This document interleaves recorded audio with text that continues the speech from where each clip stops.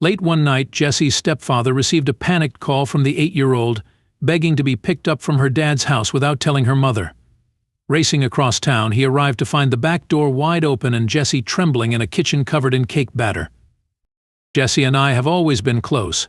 Ever since her mom and I got married, we've built a bond that feels almost like I've been in her life forever. She's 8 now, with bright blue eyes and a smile that could melt anyone's heart. But tonight something was wrong. Usually Jessie loves staying at her dad's house. It's not too far from ours, and she enjoys baking and doing little projects with him. But tonight felt different. It was late, just past 11 p.m., when my phone buzzed, breaking the silence. Jessie's name flashed on the screen. I answered right away. "Jessie? What's wrong?" Her voice was barely a whisper. "Please come and get me. You have to come now," she said, sounding terrified. I could hear her sniffling like she had been crying for a while. "And don't tell Mom." My heart dropped. I tried to stay calm. "Jessie, what happened? Are you okay?" "I can't. I just need you to come now," she begged, her voice shaky. "Please." Before I could say anything else, the call went dead. I stood frozen for a second, my hand gripping the phone. 1,000 thoughts ran through my head. What had scared her so much? Was she hurt? Was her dad angry?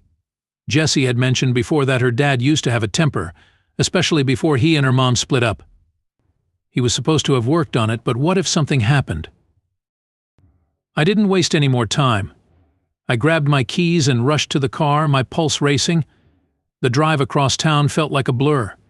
I pushed the speed limit, my mind jumping from one possibility to the next. "Stay calm," I told myself, gripping the steering wheel tighter. "She's fine. She just needs you." But what if she wasn't fine? What if her dad had yelled at her, or worse? Jessie had never called me like that before, and it terrified me. As I drove, I remembered the times Jessie had hinted at how her dad used to get angry. She hadn't said much, just little comments here and there, but I could tell it still bothered her. I tried to push the thoughts out of my mind, but the knot in my stomach tightened. Finally, I reached the house. Jessie's dad lived in a quiet neighborhood, but tonight it felt eerie.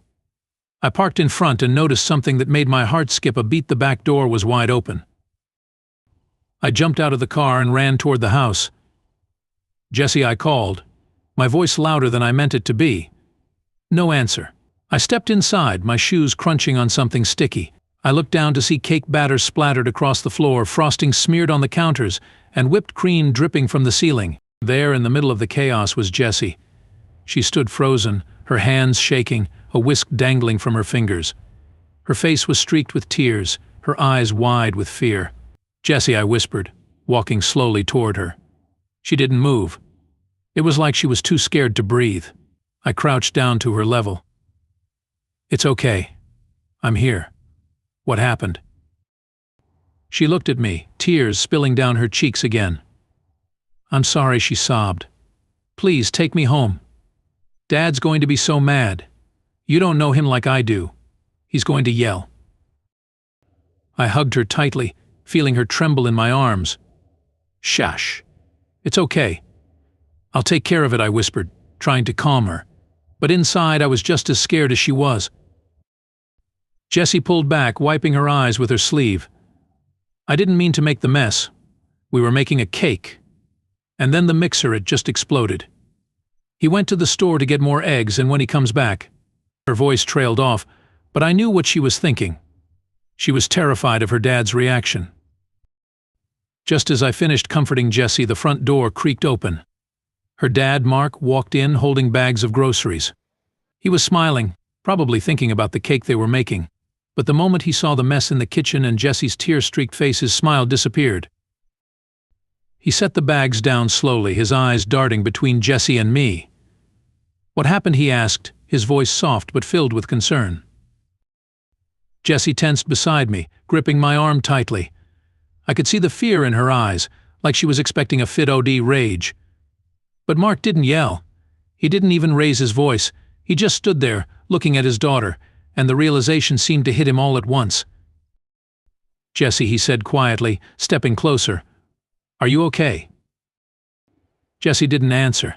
She kept her head down, her hands twisting the hem of her shirt nervously. Mark crouched in front of her, his eyes searching her face. "I'm not mad," he said gently. "I promise." Jessie looked up at him, tears still shining in her eyes. I didn't mean to make the mess," she whispered. "I didn't want to ruin everything." Mark's face crumpled, the hurt in his eyes unmistakable. "Jessie," he began, his voice thick with emotion. "I'm so sorry," he glanced at me, then back at her. "I know I wasn't a good dad before. I know I used to get angry and I scared you. But I've worked so hard to change, I've been to therapy. I'm not that person anymore." Jessie sniffled, wiping her nose with the back of her hand. "But what if you get mad again? What if you yell like you used to?" Mark shook his head slowly. "I won't. I've learned how to control my temper. I know I hurt you before, and I'll never forgive myself for that. But I want you to trust me. I don't want you to be afraid of me anymore." He reached out, taking her small hands in his. "You're my daughter, and I love you. I'm not perfect, but I'm trying every day to be better for you. You don't have to be scared of me." Jessie's lip quivered, and for a moment she looked like she didn't believe him. I stepped in, placing a hand on her shoulder. "He's telling the truth, Jessie," I said softly. "I've seen how hard he's worked. People can change." She hesitated, glancing between the two of us, and finally nodded. "Okay," she whispered, "but I don't want you to yell at me. Ever." Mark nodded, his eyes misty. "I won't, I promise." There was a long, quiet moment between them, and then Mark stood up, looking around at the kitchen. "Why don't we clean this up together?" he suggested gently. "You, me, and, well, your stepdad too, if he's up for it." Jessie's eyes flickered with uncertainty. "You're not mad?" Mark smiled softly. "Not even a little bit." Slowly Jessie nodded again, and together the three of us began picking up the mess. Mark handed her a towel, and she wiped down the counters while he cleaned the floor. I helped where I could, rinsing dishes and throwing away ruined ingredients. At first Jessie was still quiet, her movements slow and careful, like she was afraid of doing something wrong. But as we worked together, the tension in the air started to fade. Mark made a few light-hearted comments about the cake explosion, and soon Jessie let out a small giggle. "That mixer really went crazy, huh?" Mark said, glancing at the whipped cream still clinging to the ceiling. Jessie smiled for the first time that night. "Yeah, it was like a volcano." We all laughed, and just like that, the fear seemed to melt away. Jessie relaxed, moving more confidently around the kitchen. Mark and I exchanged a relieved glance, knowing that a little bit of trust had been rebuilt tonight. After the kitchen was spotless again, Mark turned to Jessie. "How about we try that cake one more time?" he asked. Jessie hesitated for a moment, then smiled. "Yeah, let's do it." We worked together, and this time there were no disasters. Jessie even cracked the eggs herself, her hands steady and sure. As the cake baked, the three of us sat at the kitchen table, the warm smell of vanilla filling the air. By the end of the night, Jessie looked up at me and said, "I think I'm going to stay here tonight." I smiled, feeling a sense of relief wash over me. "That's a good idea, Jess. I think you'll be okay." Mark smiled, his eyes still a little red from earlier. "I'm really glad you're staying, Jessie." She nodded, her eyes no longer filled with fear. For the first time in a long while, it felt like they were starting to heal.